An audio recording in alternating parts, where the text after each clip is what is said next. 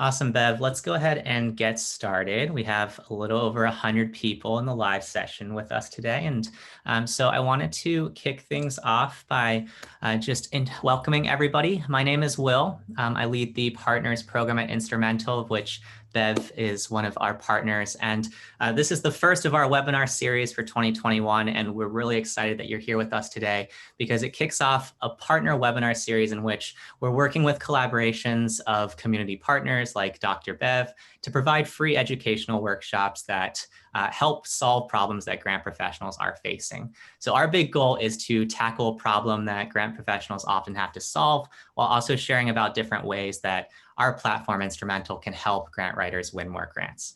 I'm really happy and excited to introduce Dr. Bev. She really needs no introduction, but she is the author of Grant Writing for Dummies, which has gone through 6 different editions, sold over 1 million copies. But beyond her work as an educator for other grant professionals, she has also secured funding for more than $500 million for her clients. And so she definitely is, when we talk about royalty in the grant writing space, certainly one of the queens. And so I'm really excited to hand things over to Bev as she digs into today's workshop. Today's webinar is going to start in 3 steps. The 3 phases are going to be, first, Bev is going to dig into all things around goals, what makes a good goal versus a bad goal. We'll then explore specifically how to write better, smart, objective statements. And then in the second part, we'll apply the examples that Bev has shown us to setting up in Instrumentl to make sure that your grant searches are precise. And then in the final segment of the presentation,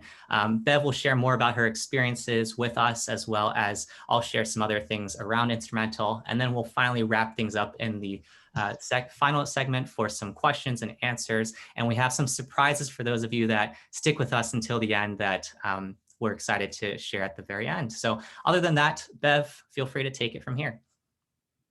Thank you so much, Will, and welcome everyone. I am excited that you are here. It is still morning in Arizona, but I know for many of you it's afternoon. So thanks for taking the time to tune in to our session today to learn more about project goals, smart objectives, as well as Instrumentl. I'm going to ask that you share the following information in the Zoom chat window: your name, organization, what you're seeking funding for, and then please type yes if you're willing to serve as an example for today's workshop. We need to take what your project is and roll it into a search and show you how it works online and how quickly it is. So remember, name, organization, what you're seeking funding for, and then type yes if you're willing to serve as an example for today's workshop. And I'll just give you a minute or two to get your information in so that you can then keep up with the rhythm of today's workshop.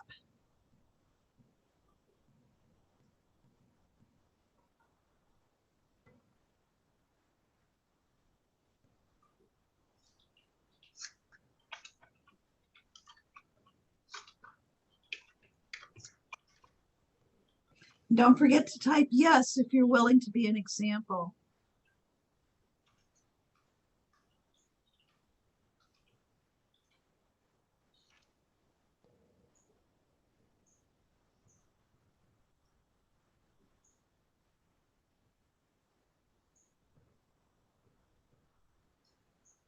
So while we're waiting for everyone to enter, I just want to do a little sidebar. And that is, take a look at the number of grant proposals and applications you submitted last year, and then go back and look at what was funded, And what I'm looking for is, if you wrote 20, hopefully 15 were funded. More would be nice, all 20 would be nice. If you wrote 10 and 2 were funded, that's okay too, but think about it. And the reason I'm saying that is because you increase your funding success rate when you have a search tool that actually zeroes in and matches your project idea with funders that want to fund that in your location in a grant range that works for you. So it's all about how fine-tuned the funding search is, and then how well you articulate your goals and objectives to meet the priorities of potential funders. So it's not a generic process at all. Every application is written specific to what the funder is funding, what their mission and grant-making priorities are, what kind of buzzwords are in their vision statement. All of those things matter. And what's even easier is when I'm doing a search on Instrumentl and I can click on that funder's website and pull all of that critical information that I want to about their personality, their characteristics, their buzzwords, all the rest. So yes, you want to increase your funding success rate. I can't tell you enough about how much I love Instrumentl. Just in case. Yeah, do that. I'm not sure how. All right, did everyone get a chance to get their information in the chat window? And please remember to put yes if you want to be an example today and see magic on the screen.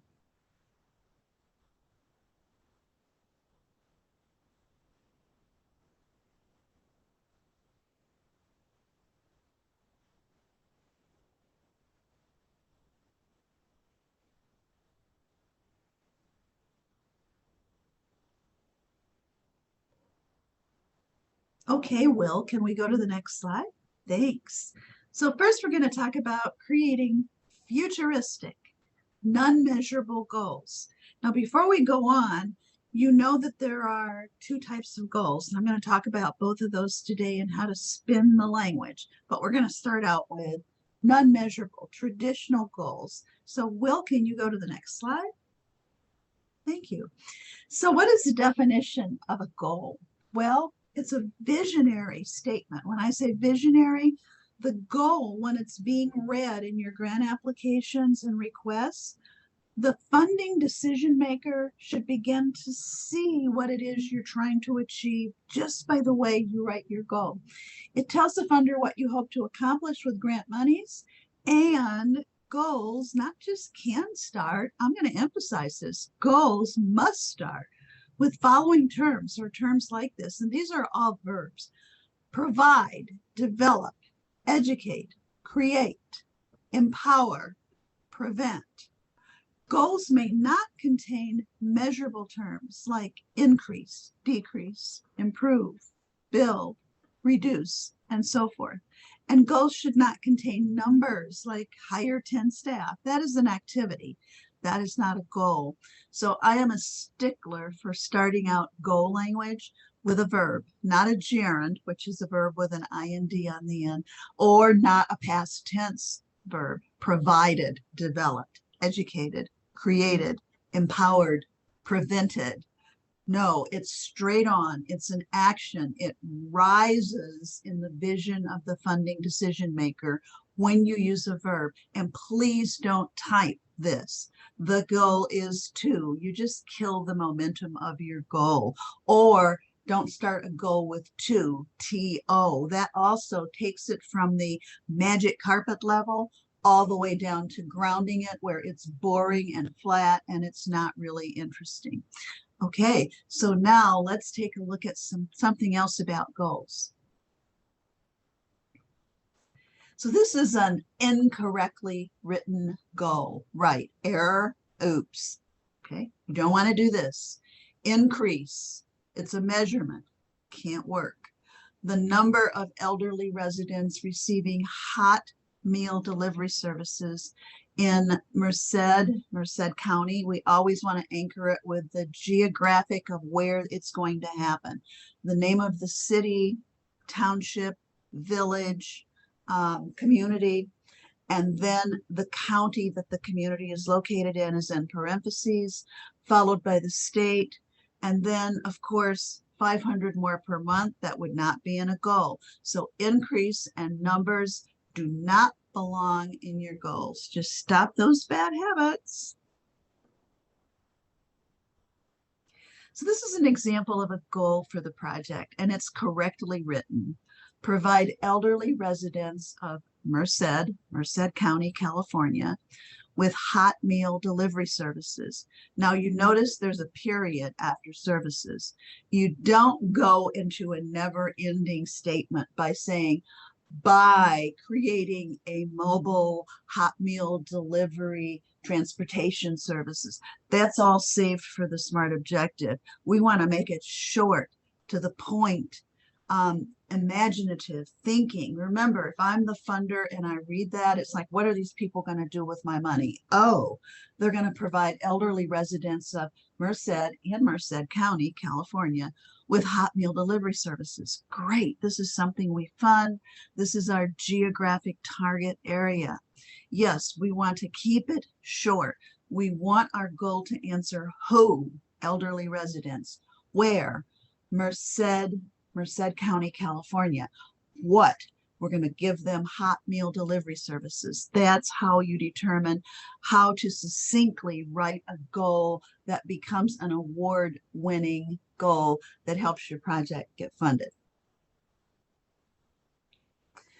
So now let's do a little word extraction. And the reason we have to do word extraction is because we need to know how to set up our funding search and what buzzwords to use.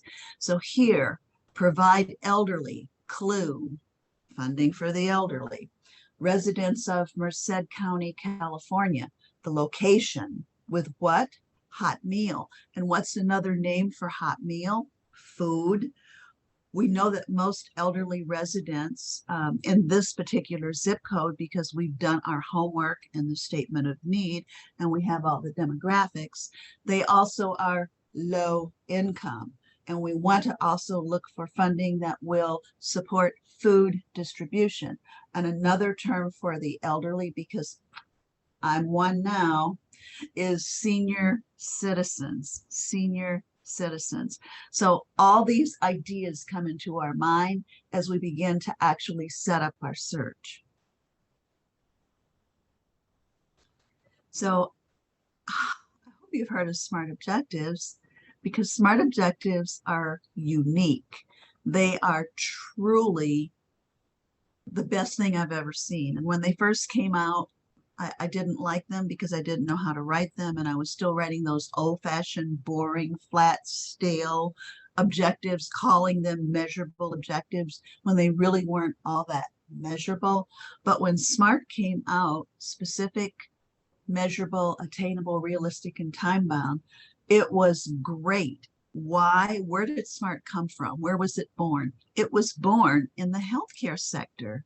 SMART goals started with healthcare. And the first time we saw SMART goals mentioned in a federal grant application was with the United States Department of Health and Human Services. And they kind of rolled the ball out for SMART objectives, and it filtered down then to foundations, corporations, state agencies, local county government, all the rest. Now we all should be writing SMART objectives. So here's a reminder again of what SMART stands for. And you notice the words are interchangeable for the A, attainable or achievable, and the T, timeline or time bound. So here's the formula that I use, and I use it with my students on Ed2Go in my grant writing classes. I use it for my Saturday mentoring coaching cohort for grant writers. It's important to remember this formula, because if you deviate, you are risking not getting funded because you didn't test the SMART objective by putting on this special ending, or as demonstrated by. So it's by the end of. What do you plug in there? Your time frame or your timeline. If you're in a school district, by the end of the second semester, by the end of the academic year. If you're working in the general population, it could be by the end of year one, or by the end of the first quarter for a planning process. Keep in mind, the reason we don't really put a month and a year in here is because we don't often know when that funding is going to be awarded. We can't go by the published information that says this is going to be reviewed on and awards will be announced by June 1st. Okay, stuff happens out there in the world of philanthropy, and not all dates are cemented that will actually happen. So we don't want to lock ourselves into a time frame that forces us to rewrite our plan of operation or program design because the funding was awarded at a later date. So keep it generic. By the end of year 1 or by the end of year 2. I really don't like to do months because, again, stuff happens on our end too on the nonprofit sector side. So I'm much more comfortable with by the end of the first quarter, by the end of the second quarter. And in some cases, when we don't even know the funding time frame, I like to say by the end of the funding cycle, because remember, funders fund in cycles of 12 months. It could be a multi-year segment with multiple 12-month fundings like year 1, year 2, year 3, or it could be just a one-time funding, which is 1 year. So by the end of the funding cycle, increase what? Yes, Samira, you can use summer, fall, winter, spring, all of those. Okay, so by the end of, we have that, and then increase what? This is where we talk about what we're going to increase. It is our attainable, achievable statement. And it's important to say what we're going to increase. By what percent? That's the M. It makes it measurable. So we have specific, we have measurable. It's definitely attainable if we don't put in 100% for everything we're going to do. Not all things happen at 100%. Again, stuff happens. Even a construction project, the pro forma might tell you it's going to be finished in 6 months, but now we have inclement weather, a tornado, a storm, snow, frozen ground, can't dig, waiting till spring, all of the above. So be very careful about when you put your percents in. I like to say 90% or more. That way you're going to achieve a minimum of that lower percent, 90, or it could be lower depending on what you're doing, and or more. It shows the potential funder that you want to go for the highest possible mark on where you reach that percent. Yes, you said 25% or more, but guess what? We're good. We might hit 75%, and we'll show you that in the evaluation report. As demonstrated by, this is new to you, okay? Why do I add as demonstrated by? Because it is entirely possible to write an incorrect SMART objective, to write something that can't be measured.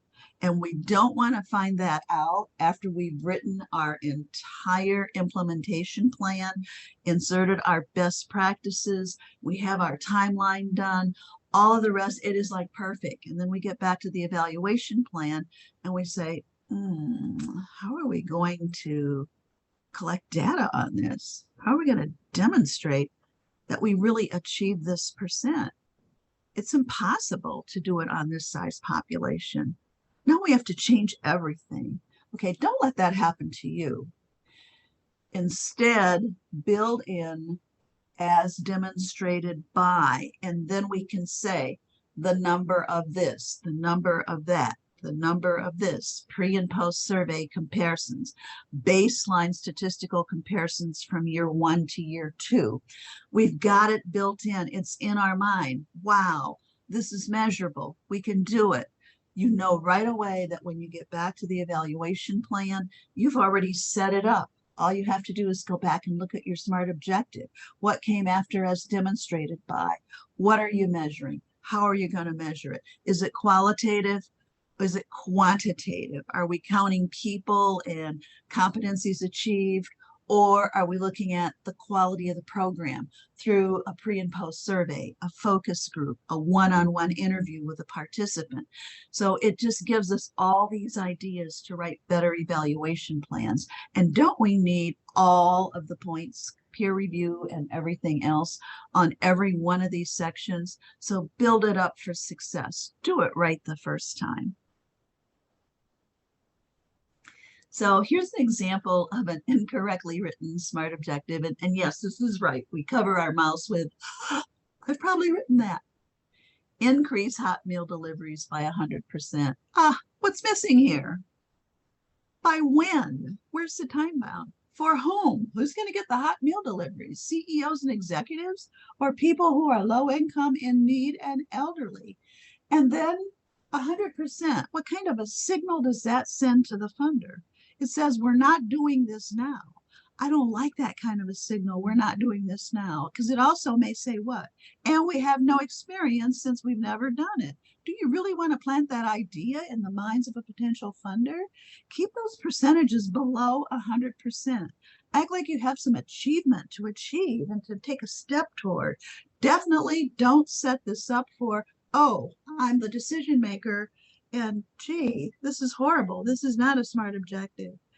There's nothing here that should be here. And I hate 100%. They need to leave room for failure and also room for success. I'm not going to read any further. They're not getting funded. That's exactly what happens. So how do we fill this objective formula in the SMART and corrective way? Time bound by the end of year 1. What are we going to do? We're going to increase the percent of the City of Merced's low-income senior citizens receiving hot meal deliveries, which indicates what? We're doing it already. We're just going to increase our target population deliveries. By what percent? We're modest, 25% or more. How are we going to demonstrate this when we get back to the evaluation? As demonstrated by the number of eligible individuals completing applications. Yes, they have to apply for the hot meal program. They can't just call up and say, hi, I'm 75 and I need hot meal services. We have to have some documentation so that if we're getting this funding from a funder who comes out and does an audit, or worse yet, from the federal government, we got to have data, demographics, where were they served, what were their zip codes, all of that. So number of eligible individuals completing the application, number of new hot meal deliveries, number of new zip codes served, demographics, demographics, demographics, and number of senior citizen affordable housing complex, which is where we start first for low income elderly, signing up for residents to receive the funded delivery services. This is so complete. It shows you your outputs. Remember, outputs are the quantitative numericals that we end up seeing later on down the row in our logic model or in our program design narrative if we are writing outcomes and outputs, as you should be. So what are we going to count? Number of people completing the application, number of people getting new hot meal deliveries, number of zip codes, because that tells us where low-income poverty populations are, and number of senior citizens affordable housing complexes signing up. So someone asked, how do outputs differ from deliverables? Your outputs are all numbers and it's the same. An output is the number of hot meal deliverables. That's an output. Anything we count is an output. Anything we can't count and we have to observe for quality, that is an outcome, and outcomes are always written in past tense, okay?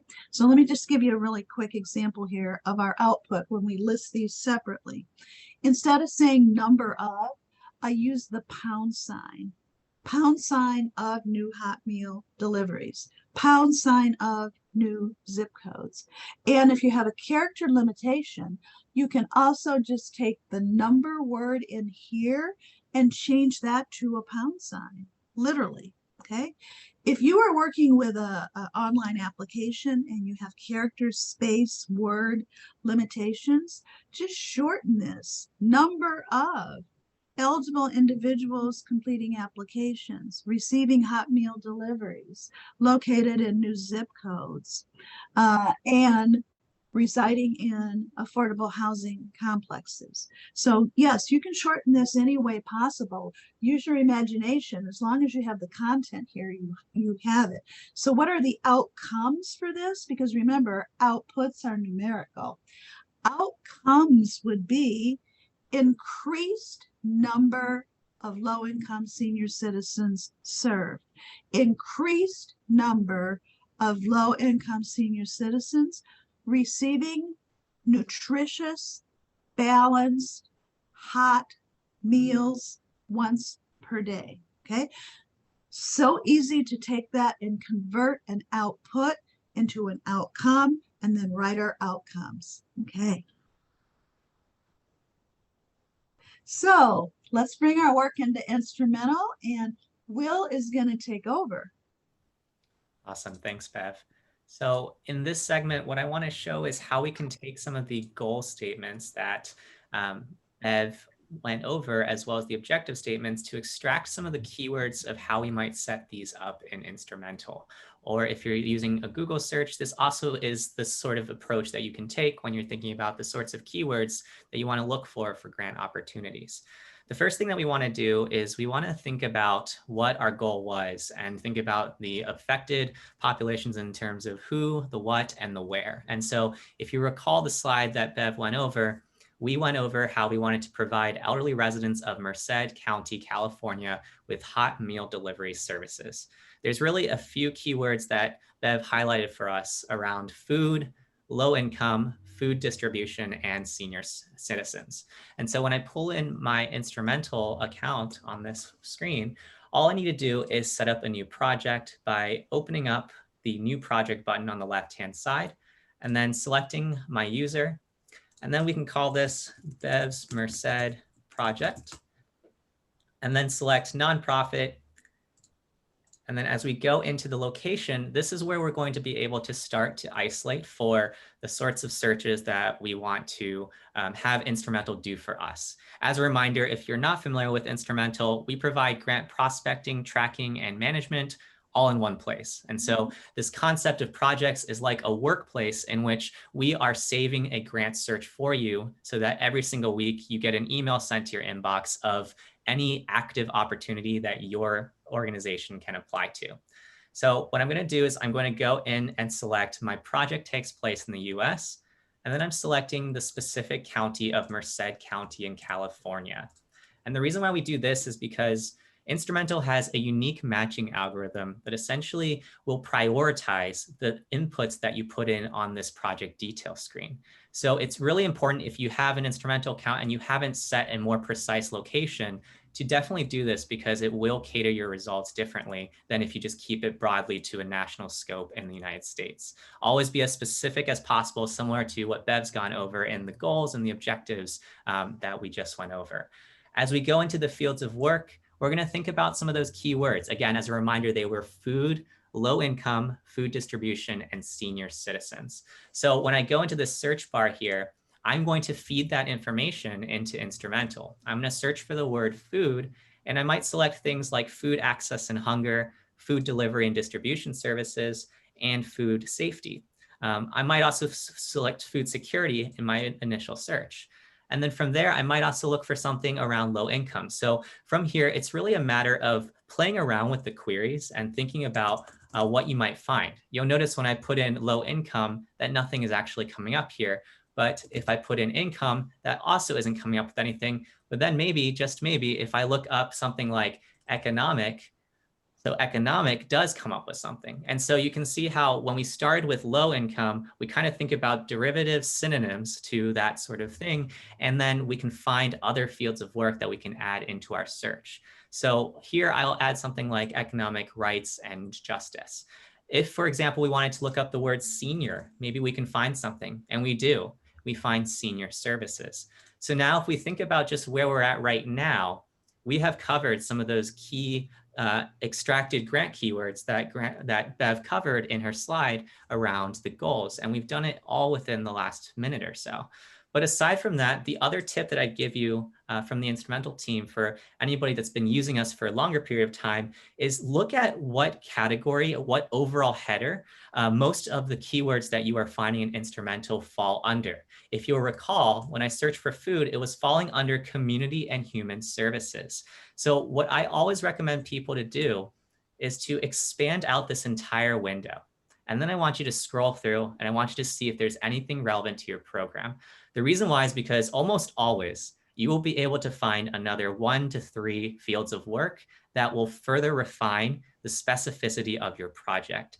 So for example, as I start to scroll through here, I might see something like, well, food delivery is related to basic human needs. So maybe that will be another one. And I wouldn't have figured that out if I had only used the starting point on the grant keywords that we used in the original goal. So this is really helpful when you're thinking about the different ways that you want to incorporate and find other opportunities to set up your project. From here, once you save your fields of work, we will do the hard work in terms of the searching for you based off the criteria that you've identified in the fields of work. I'm going to select no for agricultural producers, and then I'm going to select a grant size minimum. For me, let's say, for example, that we're focusing on something at least $1,000 or up. I don't think we want a maximum. Typically, people don't. So we'll leave that as no maximum. And then what we'll do is we'll go ahead and select the areas in which the funds will be used for. So if your funds are going to be used for something like this example project around food delivery and services, it would probably be something around the project and the program, as well as maybe Gen Op in terms of the funds that are being used. So from here, what we can do is we just go ahead and click this Save and Exit button. And then what Instrumentl is going to do is it's going to conduct that search for you. And then we'll be able to see the results. So we see here that we're essentially running this search result. And then as I refresh the page, what it will show me is it'll show me a custom matches view, which is essentially like an email inbox for all things grants around the program that you are raising money for. So that can be really helpful when it comes to just figuring out what should be your focus area in terms of everything there. And so I think there's a question on, I put in domestic violence and zip code and so many resources for grants. That's great, Kathy. If you have a particular question as well, feel free to let me know. But essentially, as you can see here, as I refresh the page, Bev, I'm sure you've seen this screen before. This is a magical screen in which we have found 226 opportunities for Bev's project here. And this is just off our initial search. So here you can see we have 125 foundation grants, 60 corporate grants, and 9 government grants. And the reason why this is super helpful is because as opposed to the old school approaches where you might have gone into Google or gone into some grant databases where you have to sift through what's active and what's inactive, we only show you the active opportunities and we give you the ability to filter through all these results. So you can see here, I can filter based off of the best match, the deadline, the amount, the newness. So if, for example, I've got a crunch in which I want to see what is coming up in the next few days, I can literally apply for a grant in the next few days that is due in the next week or so. And what I can also do is, as I start to think more about my organizational's fundraising efforts, I can filter based off of what the funding uses will be, as well as the funder type. So if, for example, you know that you are better in terms of having a higher success rate with private donors than potentially federal funders, then that's something in which you can filter for just the federal side of things. So as you set up your project Instrumentl, one of the key takeaways I want you to remember is to think about those keywords that we pulled in, and then to think about what are some of those synonyms that relate to those keywords. And then also after you're done with that, we can go back to the objective statement as well, and we can see if there's anything else there. So as we look back at our SMART objective statement here, if we take a step back and we think about what is this objective statement really covering, we covered the point that we're probably doing something around services, and we're also probably doing something around the side of basic human needs or human services, delivery, things like that. And so as I go back into Instrumentl, I can always edit my project and add more fields of work. So this is something that's helpful to do as an iterative process in which first maybe you start with your goal statement and then you later build your objective statement, and then you go back into your fields of work and you search for something like service, right? And from here, what you might find is, oh, our project could also probably fall under community services. So now you see that we are essentially continuing to refine our search as we continue to get greater clarity from what Bev has structured for us. And we can identify other opportunities in terms of what to add into our query. So I might search for the word human as well and just see if there's anything here. Maybe human and social services could be something that we add in there too. So now we've gone from 7 fields of work down up to 9.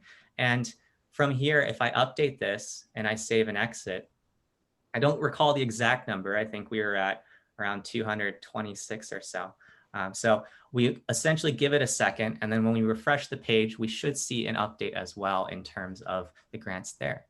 So this is the most helpful way in which you can essentially filter down for the things that you're seeking funding for and get an updated list for you every single week. You'll notice in this example project here that you see this thing that says one new. Every single week, Instrumentl will send you a reminder of all the new active grant opportunities that fall into the project that you have set up. So gone are the days in which you have to look for a ton of different sites in order to find your information. Instead, you just get a singular rolled up update that allows you to keep everything in one place. And we'll cover some of the other stuff in terms of the functionalities, but I want to shift it back to Bev as well as we go into one person's example of some ways that they can potentially take care of some of their goals and objectives. So Bev, I'm going to go back to the next slide and let you take it from there. All right, thank you. That was great, Will. Thanks so much. Of course. Okay, now we're going to set up one of your projects, and I'm going to look in the chat. And remember, we're going to ask some questions. So hold on, let me look in the chat to talk about your project. Just a minute.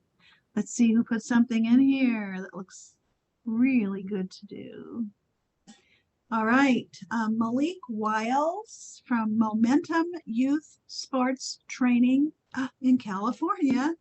We are seeking funding to expand our community reach. So youth sports training. And yes, you gave us permission. So I'm going to ask you, Malik, what's your goal? Remember to answer the who, what, where for us. So Will and I can fine tune the search. Malik, can you unmute, please?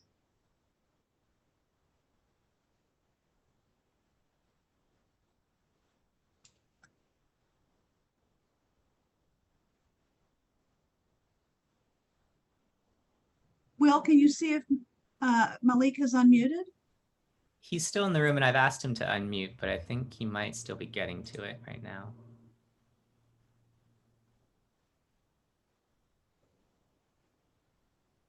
Okay, we're going to move on to the next person. Marielle. Marielle, is it by Howard? I hope I said it right. Social and environmental justice. Yes. Marielle, can you open your mic? Yes, hello. Hi. Can you give us a goal for your project? And remember to answer the who, where, and what. Yes, so my nonprofit, we are hoping to find grants that will help support our operations in Montgomery County, Maryland. We are just starting a grant program. So right now we're testing out Instrumentl, and we're kind of trying to figure out during our search what grants, excuse me, will best help us. We're kind of figuring out what in the process of our search. So that's something that we're figuring out with our goal during this whole process. So this is actually very helpful for us. So we don't have a what specifically yet. But can you give me your organization's mission, please? Yes, so our mission, we are currently trying to prevent a highway from going through different areas that would really uproot communities, cause lots of environmental distress, and really affect Black and Brown communities disproportionately. Okay. And these are all issues that we want to address through different grants. Well, Marielle, I hear and we can't continue environmental justice to do that work without grant money. So we really need help with operational support Marielle, through different grants. This is Bev. I'm hearing environmental justice, correct? I'm sorry? I'm hearing environmental justice. That's really the essence of your project, correct? Yes. Okay. And also the focus is on minority communities. Yep.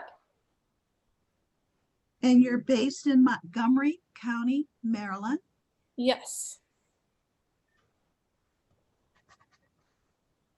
And I also hear the word advocacy just coming out of what you said, correct? Yes, that's correct. Okay, let's see what Will can do with that. All right.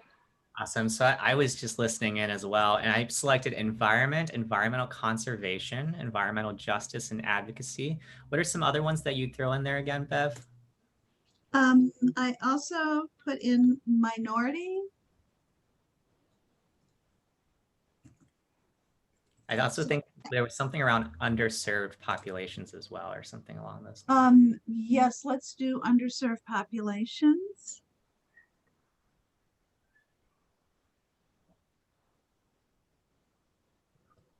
Would you consider this community development or revitalization? No, no, because we're blocking the we're blocking the community development. That's fair.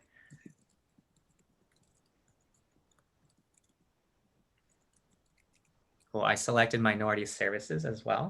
Try civil rights. Okay.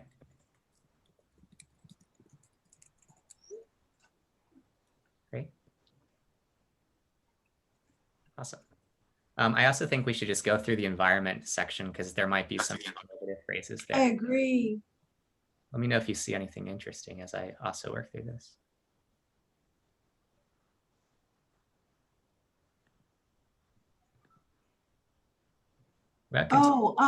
Will, legal.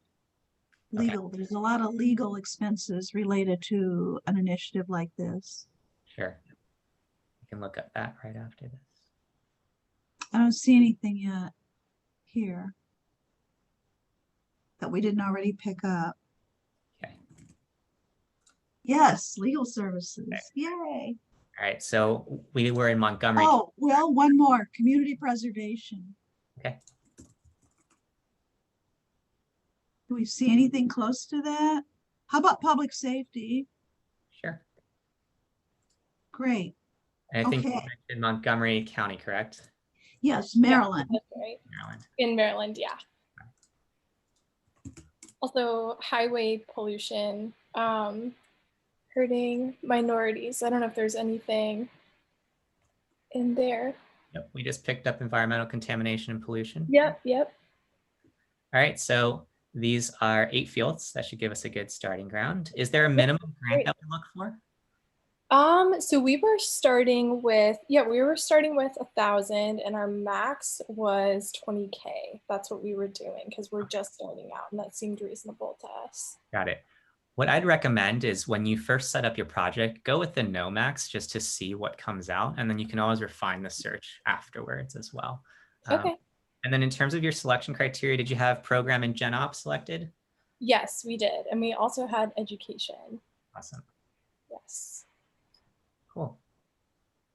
So in that exercise, what we can essentially see is we worked our way through kind of brainstorming back and forth the different phrases, right? And then we kind of found them as we were, as Bev was giving me some cues, you were giving me some cues, I was looking through as well.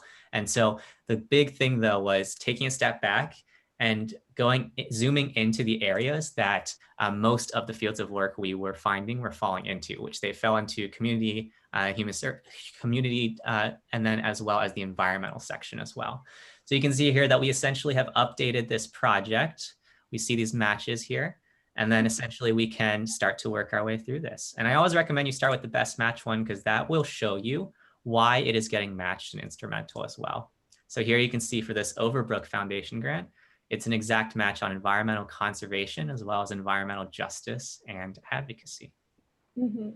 Yeah, that's great. Awesome. Bev, I think that's a good example. Do you want to go ahead and take over in terms of covering what happens when a funder requests SMART goals? Yes, please. So in some of these applications that are coming out now, funders are asking for SMART goals, and it's not because they're healthcare related.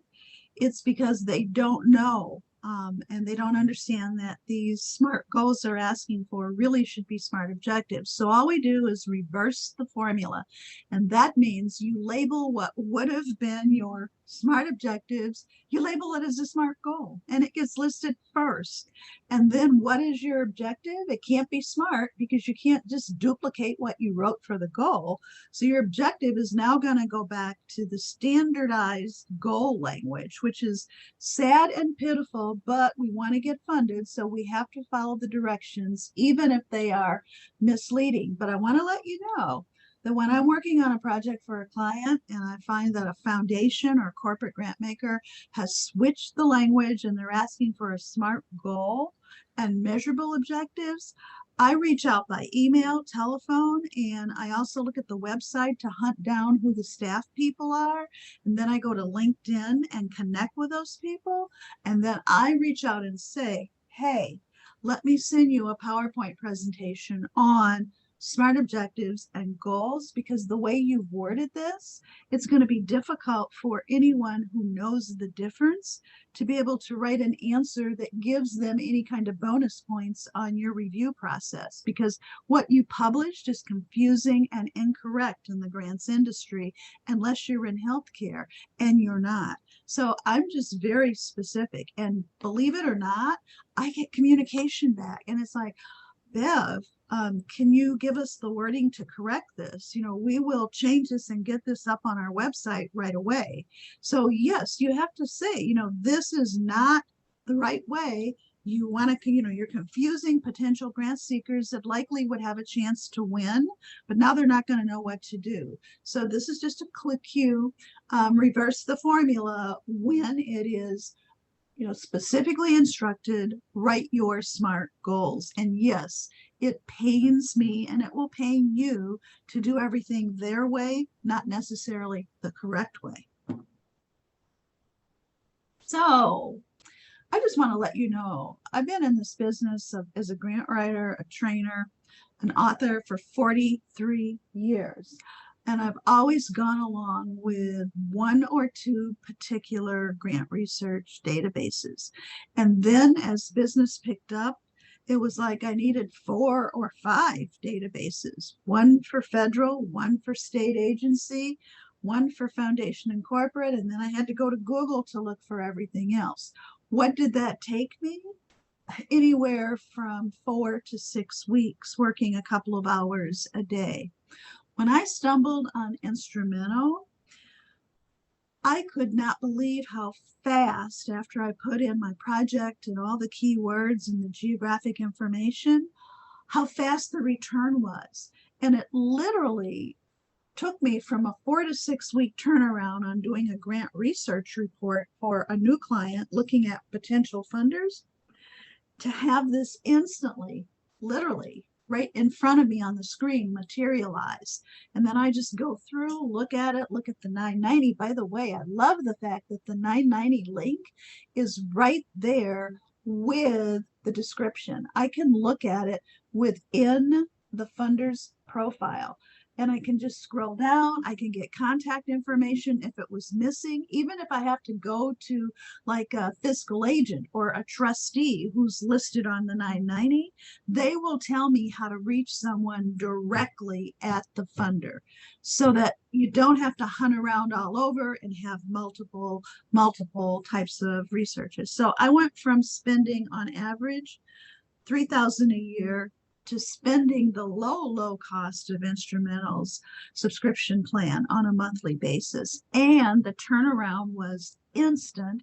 The search took all of 2 hours to knock out who I wanted to go after this year, who I want to do continued research on, who I'm planning to submit to at a later date, whose deadlines have passed this year, and now I'm going to tag them for 2022 so I can pull them up in chronological order and see what's due and when I have to get it in. It has made my life so easy, and it's also allowed me to do client funding searches in a more productive manner and have this information to come back to and look at daily, weekly, monthly, however long I need it. So this is why I'm a partner with Instrumentl. This is why I'm here talking to you today and sharing these tips and ideas. Not only will you save money, but the time that you save, that's worth a lot. No doubt, time is worth a lot. So time is money, and you save a lot. It's just, I can't give you enough testimony about Instrumentl. I recommend it to all of my students, anyone else. And also, I see Prue's comment, anyone that's on the fence, don't get on the fence, get off the fence, get down at your desk, get into your laptop or your desktop, and just do it. The algorithm matching and the quickness of the return will happen so fast in front of you. I hate to use this word, but it's almost like magic to me, because I'm saving all these hours that I can do other projects. Okay, so what else can Instrumentl do? Well, you can prospect, track, and manage your grants all in one place. It also aggregates all public and private sources for 501c3s. Your 990 reports are there, as well as your foundation annual reports at your fingertips. The unique matching algorithm only shows you good fit opportunities. So when I'm searching, I don't see things that are misaligned or because it was one word in the whole description it was pulled in. It is the best match process. And any deadlines that change, they're updated automatically. You can put tasks, notes, and documents all stored year by year. Will, do you want to add to this? I think you're covering a great job. We definitely also provide a lot of the equivalent of what we hear on our team is we're the equivalent of adding 1 or 2 team members to your team. So if you're a one-man show or a smaller team, we definitely add a lot of value in terms of just the time savings that you're referencing, Bev. And I want to make sure we have time for questions as well. But in terms of who Instrumentl helps, who would you say you recommend that Instrumentl is helpful for? Would you say it's any grant professional that's actively looking for funding? I would say grant writers, consultants, definitely consultants, because time is money. Some of you are billing by the hour, but definitely grant writers, both internal and external. Grant writing teams where everybody pitches in and does a little bit. So not just the associates, but the managers, the directors, all of that. Definitely for development teams, because remember, whoever founded these foundations, if they're still living, they're a prospect for other kinds of gift asking, not just giving foundation and corporate grants. So keep that in mind. Development and fundraising directors, this is a great way to build up for your capital campaign and look for potential donors out there that are related to foundations and corporations.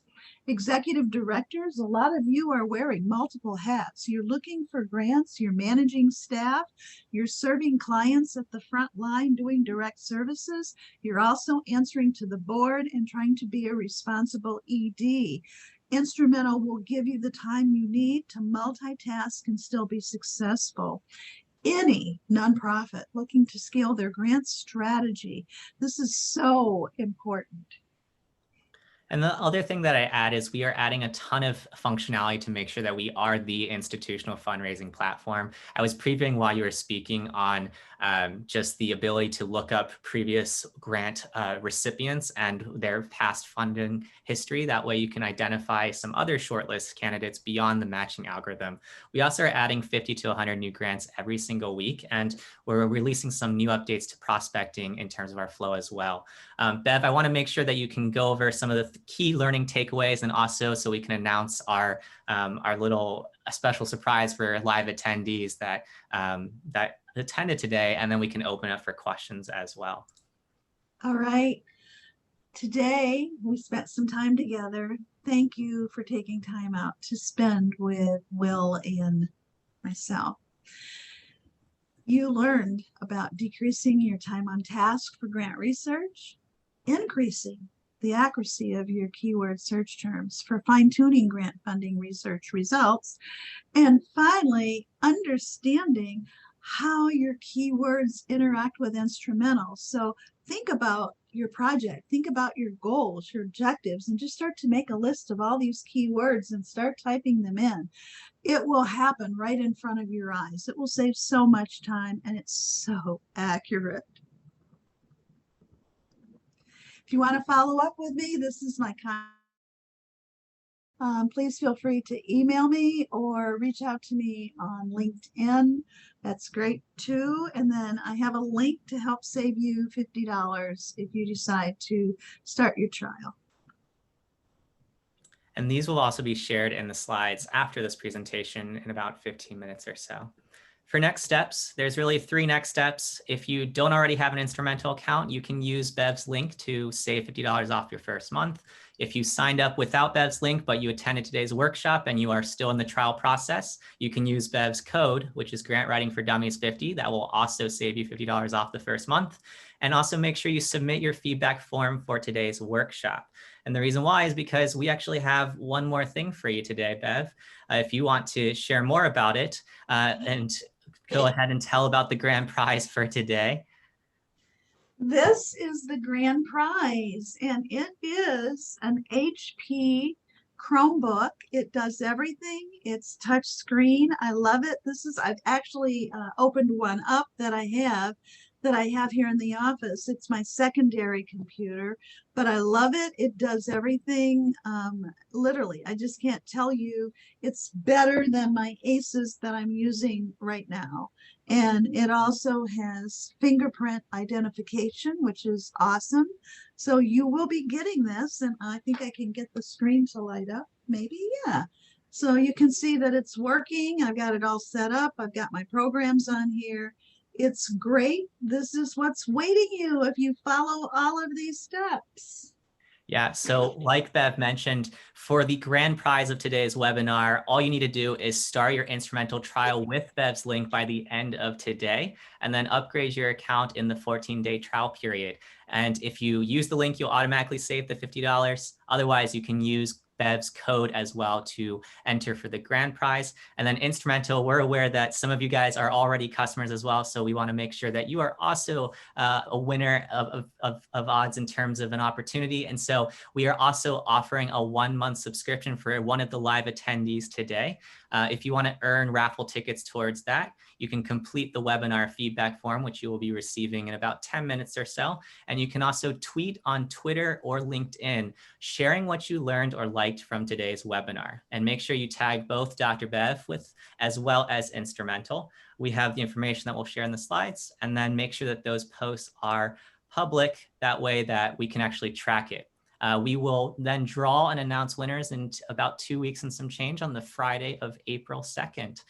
So that is it for us. We're really glad that you were able to make it today for this webinar. We do have another one in a few weeks, and we plan to provide you with more free grant programming. So be sure to check out the registration links that we'll send out in the coming weeks for those upcoming opportunities as well. But other than that, Bev, if you wanted to stay on for a few more minutes, we could answer some questions that people might still have for you in the comments based off the content of today.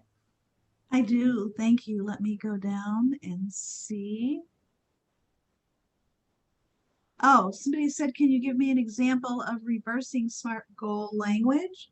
It would be the same as a SMART objective. By the end of 2022, increase the number of low-income senior citizens residing in Merced County, California by 25% or more as demonstrated by, and then all that language that comes behind it. So it's the same as a SMART objective. We just call it a SMART goal. All we're doing is changing the label.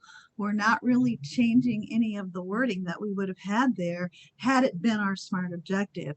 I hope that helps. Somebody asked about a referral on where they could get a Gantt chart template.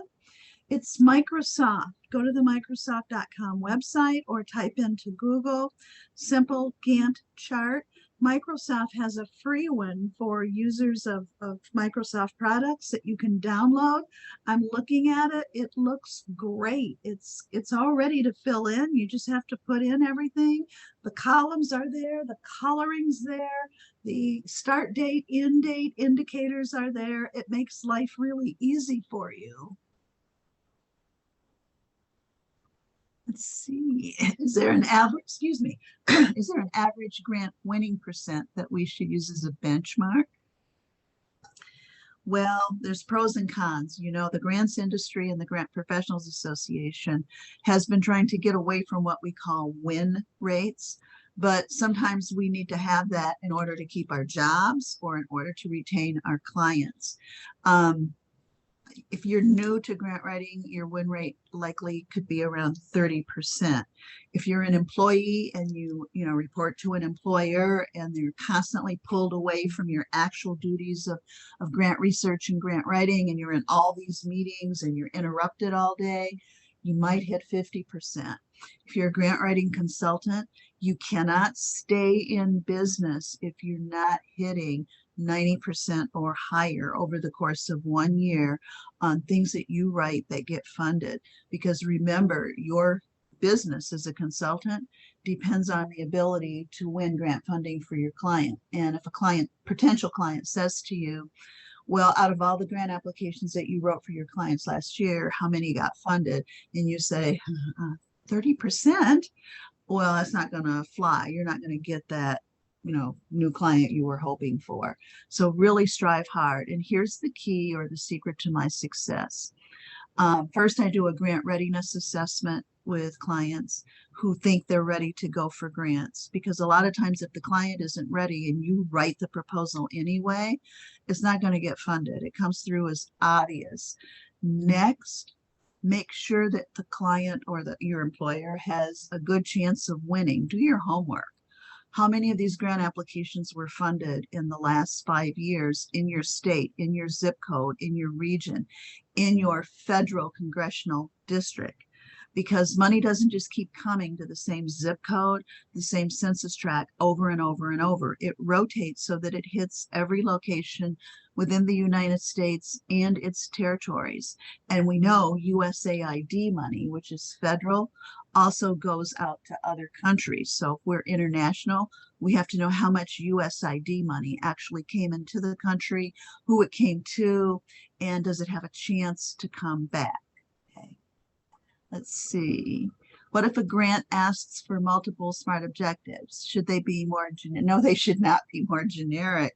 They should be more specific, and you should be able to flush out at least 3 SMART objectives for every goal. That's kind of the rule of thumb. 3 SMART objectives for every goal. If you're an organization that is out of the mainstream, your winning percentage will be a lot less, in part because you have to educate funders as you ask for funding, because there are fewer funders. That is correct, Adam. If you're doing something that is totally different and out of the mainstream, you have to do a sales job on potential funders before you can even submit.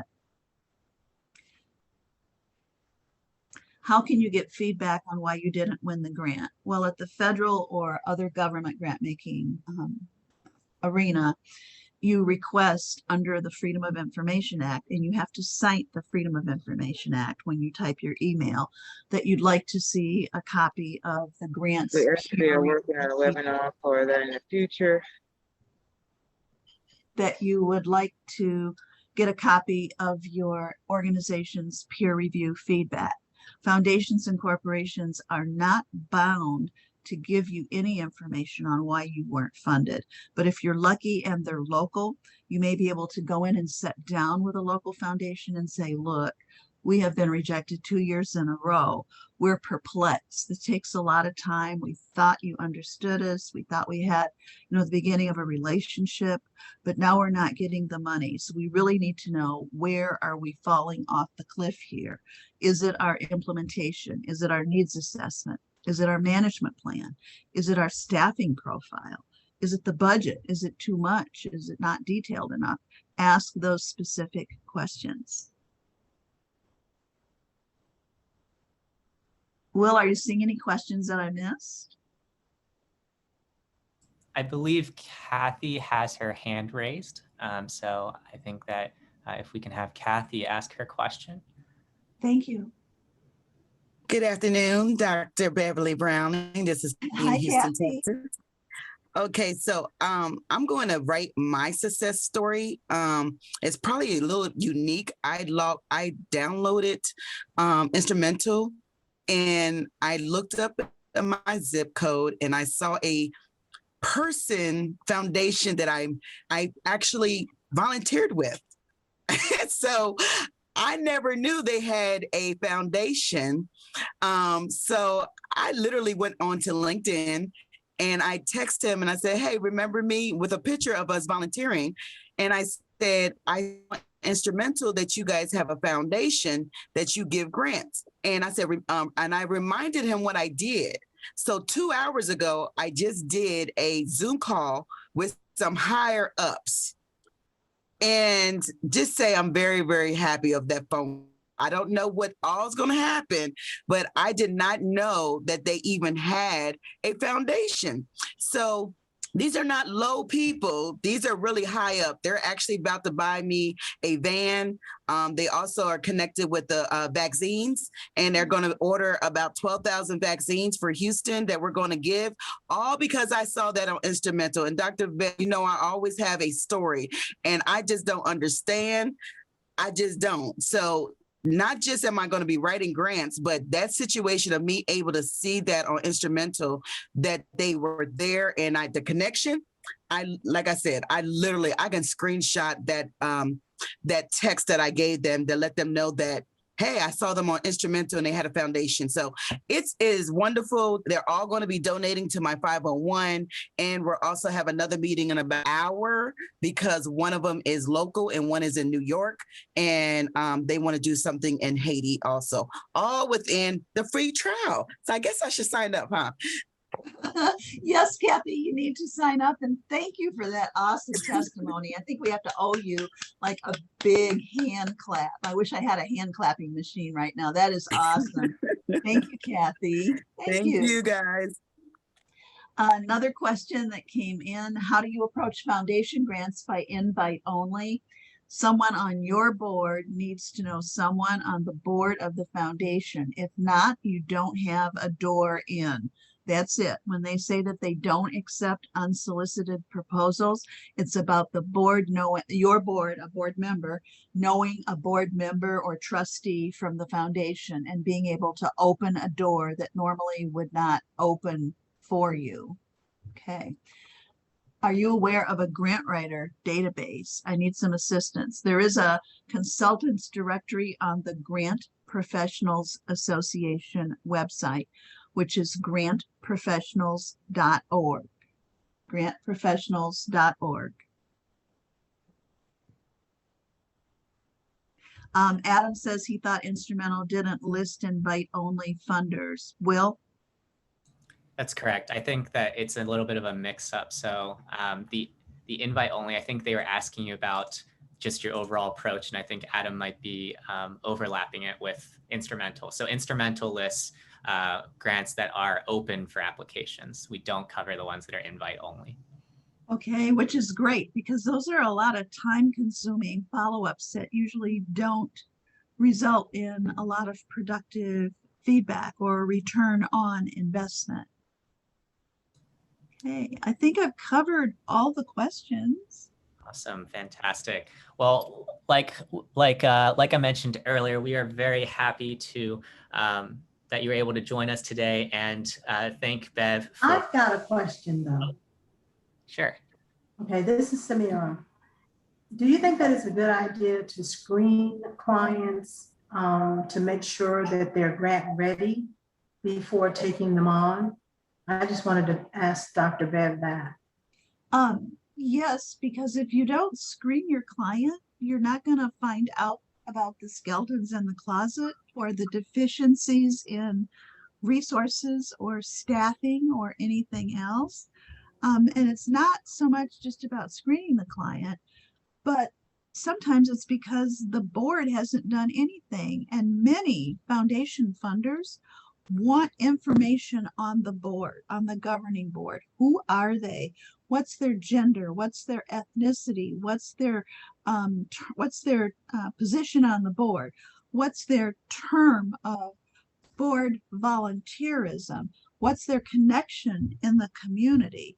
Literally. And if your board's not solid and you don't have a board, or they're shaky at the best, and they haven't been trained in boardsmanship, fundraising, and fiduciary responsibility, then they're not ready to apply for grants. It can't just be all about the executive director or the development director.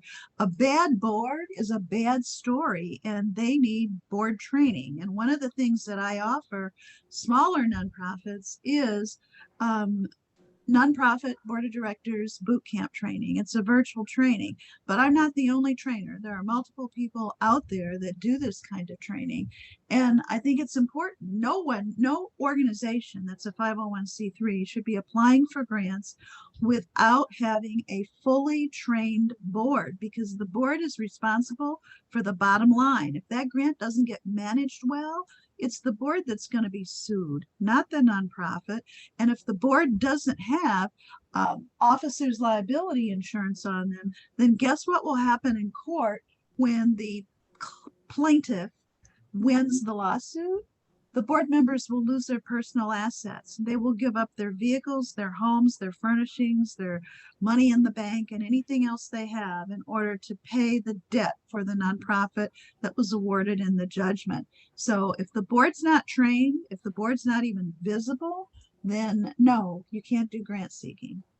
Yeah, that was one of the first ones that I got. And that was the thing that I noticed right from the beginning. And I was like, I don't even want to work with this organization because they don't have a board. And I just thought that was bad news. And I just felt like I needed to really screen clients to make sure that they have things in place, so I wouldn't be wasting time writing something up for an organization that's really not fundable. Yes, and we also don't want to be a part of writing something for an organization that's shaky, because when it falls through, if They're going the to see your funder had name. any inkling that we were involved in this, then our name goes down into the rabbit hole with the organization. Right. That's what I was thinking. That's exactly what I was thinking. I'm so glad I got a chance to ask that. Yes, thank you. Thank you. You're welcome. I think I just saw a question come in. I'm looking to see what it is. Oh, directors and officers insurance. Thank you, Tex. And Hey, Dr. Bev, I have a question. yes. Hey, it's Shalia. Long time no see. Hi, Shalia. Hey, I hope everyone's doing well. Thanks for sharing the stage. I'll keep this pretty quick. But is there any way, Dr. Bev, that us as consultants could possibly in the future, if your schedule allows, if you have a training for, what we should look for organizations that aren't necessarily grant ready? So I know we have those checklist items, making sure that certain policies and procedures are in place, making sure that they have a board trained, as you mentioned. But what are some other things, just from your experience, that we should look out for? And if possible, is that something that you could help walk us through? Because I would really be interested in hearing your perspective on that. While it breaks my heart to turn folks away because they aren't grant ready, I still like to educate at the same time. So I would like to be armed with, that information to share with them moving forward so they can get grant ready, in the future. Shalia, thank you for asking me. I am doing a 4-week practicing grant consultant cohort. Okay. In May. Okay. And if you will email me or message me in LinkedIn, I'll be posting the information on social media today, but Okay. one of the weeks we're going to focus on is how to know if you have a valid and stable client and what to do if you don't, so that you can still provide some minimal services, maybe just not grant writing services yet. But make sure to message me and I'll send you additional information. And Okay. also, Maricel wants to know how to register. It must be for grant writing boot camp, must be for the training for boards. Message me on LinkedIn. I typically do board trainings for one organization where all the board is there. Like I have one coming up tomorrow for the Philippines, and it's for an organization there. So it's set up separately, independently, and I ask a lot of questions about the board before I design the teaching curriculum so that it fits what the board needs to know. Awesome. Well, we're going to go ahead and wrap things up for today. Look out for an email in the coming hours as we transfer this recording onto the web, and also share those slides. And as a reminder, if you haven't already created an Instrumentl account, be sure to use Bev's link. That way you can join in for the raffle for the grand prize. I will see you all later, and thank you so much for attending, everybody. Thank you.